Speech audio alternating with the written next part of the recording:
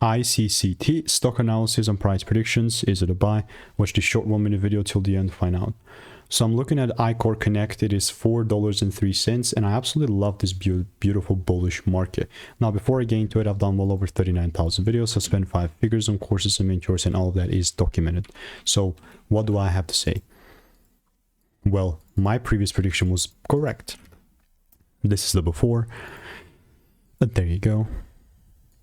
Right, 539 at the time, 8 days ago.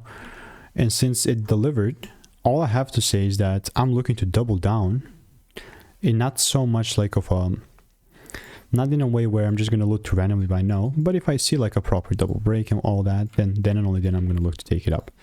Other than that, it's all pure noise.